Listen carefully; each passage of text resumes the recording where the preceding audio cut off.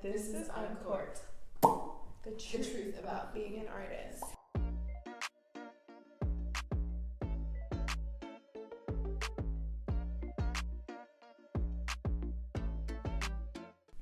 Hello, I'm Celeste. And I'm Mecca. And today, we're interviewing Yetunde. Yetunde, let's go. Yetunde is a visual artist. She's a painter. She makes furniture. She does a whole bunch of different things. Solange's like baby spawn. Solange's baby spawn. Yeah. And she was a Gucci changemaker in 2021 and has a piece in the permanent collection of the Smithsonian. Iconic behavior. Iconic shit. And has a gallery opening today in DC. Like what?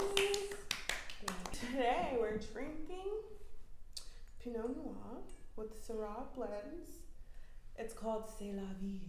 The brand is Vin de Paix, and it's a non-white brand. So, shout out to us. All right. Thank you. Cute. Cheers. Thank you for joining us today. Yay. Woo! So what do we think? I don't know. It's a little dry. Little dry. I love dry wines. I'm tasting the berry. You know, Yeah, it's giving me like giving beer. It's giving beer. I don't know. I don't be drinking that much. Okay, so I'm glad that we all like the wine, right? Thank you for joining us, Yetunde. We're such huge fans of your work. Your Oh my work God. is sick. You're really killing it. You're really killing Seriously. it. But is it killing you like that? That's the question. Okay, so yeah, tell us who you are and what you do. You know. I'm Yetunde. I guess I do everything, a little bit of everything. I've been like curating a little bit more recently, but I guess I'm a visual artist, community organizer in a sense more recently, and curator. And Wow. just, I guess, connector. Connecting people, that begs the question. So, how much has community been a part of your creative journey? I feel like without community, I probably would not be in any of the places that I am. I'm from DC, so like I feel like a lot of the community that I've connected to in DC has shown up in all the places that I've moved to after moving home. So I feel like because of that community that I had as a child and in school, and I went to Duke Ellington for 1 year, but I feel like everybody that I made community with there, like all the artists, have somehow like appeared in different moments of my life, and those connections have like been so valuable to my journey, and I feel so interconnected into other people's journeys. That's kind of like this collective growth that I feel like I'm experiencing, and I learn so much from the people that I'm always around.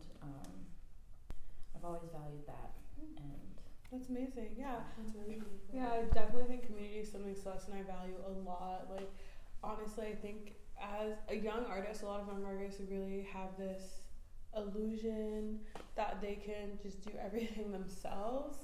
And like any successful artist you can think of, like name any of your favorite artists, like chances are they have a strong community behind them. Like that is what makes them who they are. Like you will never accomplish great things on your own. You said you're a community organizer, you paint, you draw, make furniture, sculptures, like all of these different things.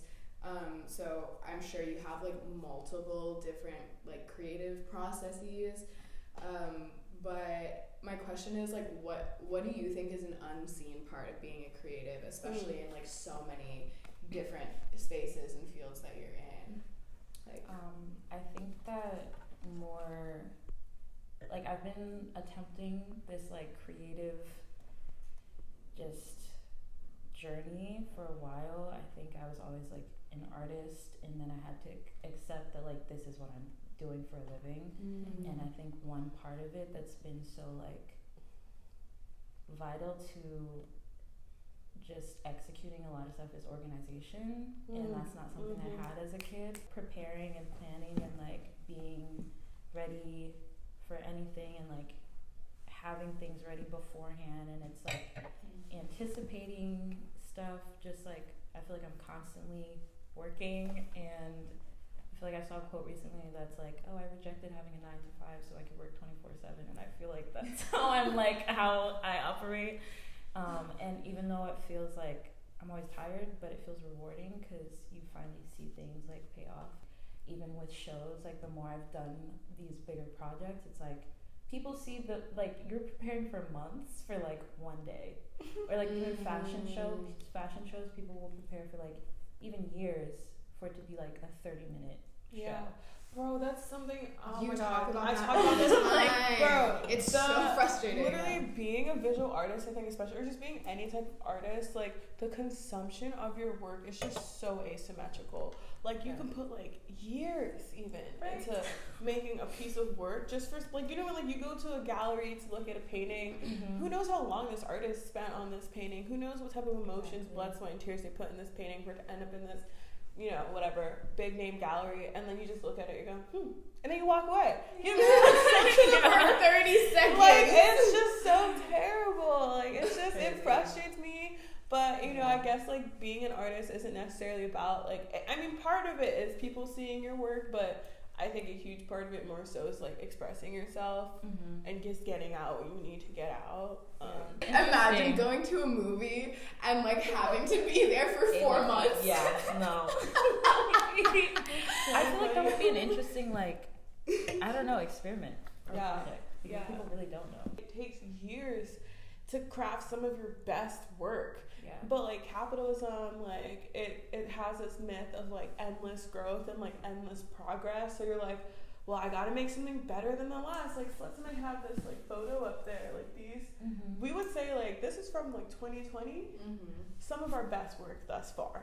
And we'll always ask ourselves, like, are we gonna top that? Like, are we gonna make a photo that's more fire than that? I don't know. It's really stressful. How do you feel about having to commodify your creativity? I'm trying to find a way to slow down. I think I have taken the slow route for a while because I realistically haven't posted, like, I posted my stories, but I haven't like posted any recent art from the last like 2 years. When I think about music, because I live with a musician and I'm seeing the way that her process is, and then this person is like writing this whole story in this album, and All that for a 2-minute song. Yeah, and then it's an album, but like people will spend an entire year like promoting that one project, or like touring, or just performing those songs over and over again to different audiences. But it's like once they make that project, like the rest of the time is spent kind of finding ways to present that in new ways to the world.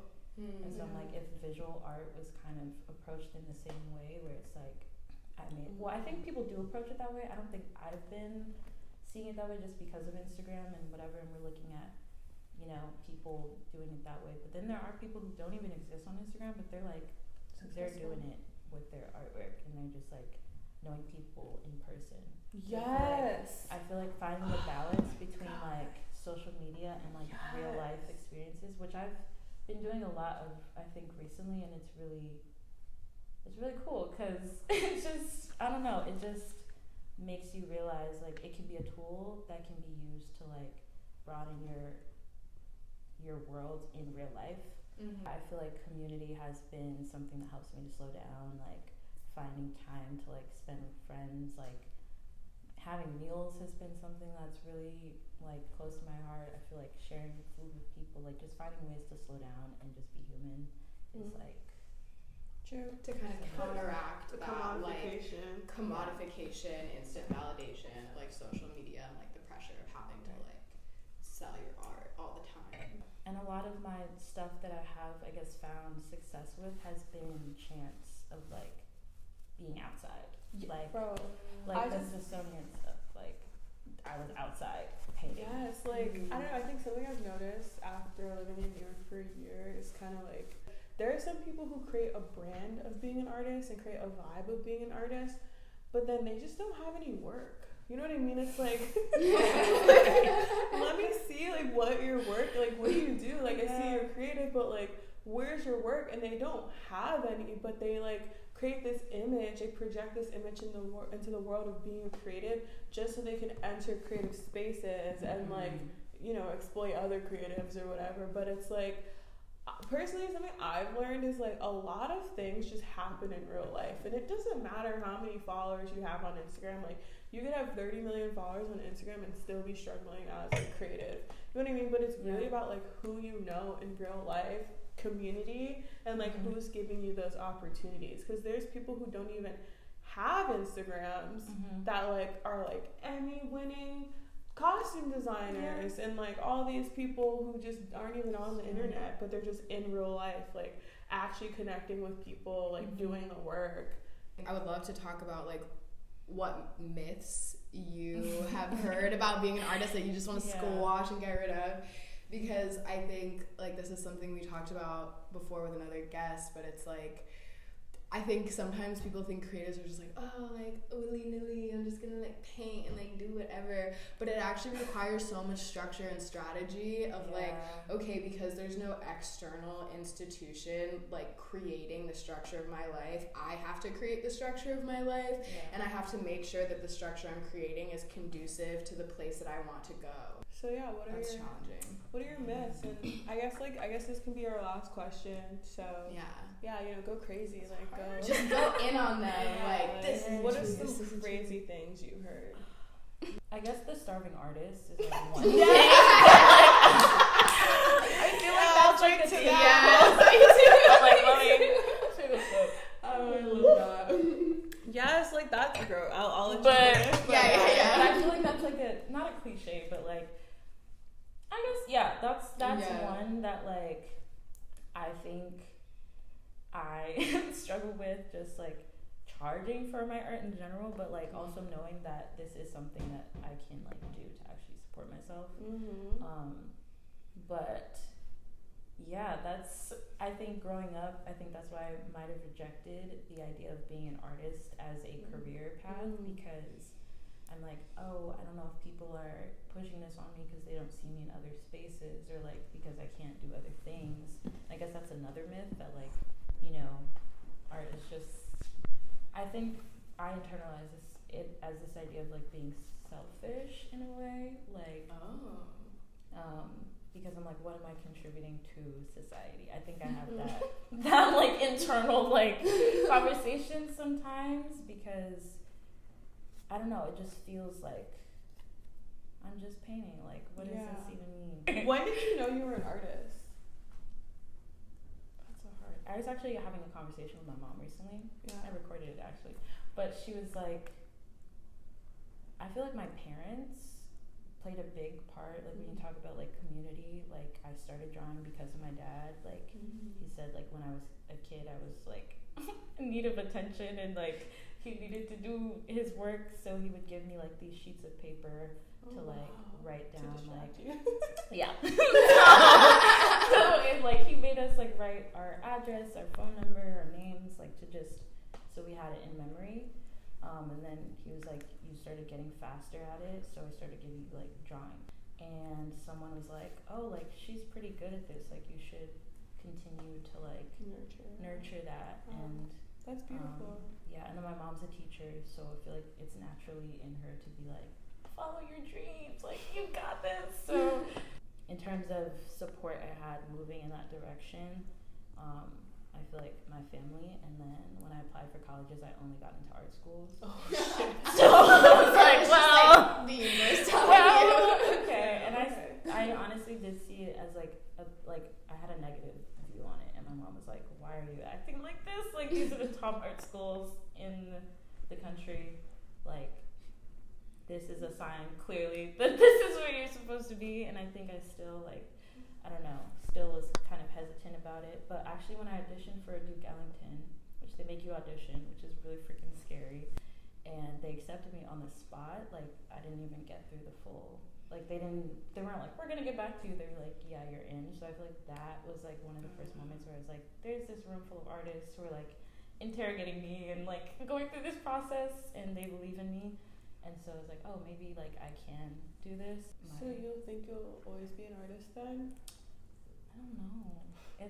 I was thinking about this recently, and when you're talking about like how can I top the previous thing.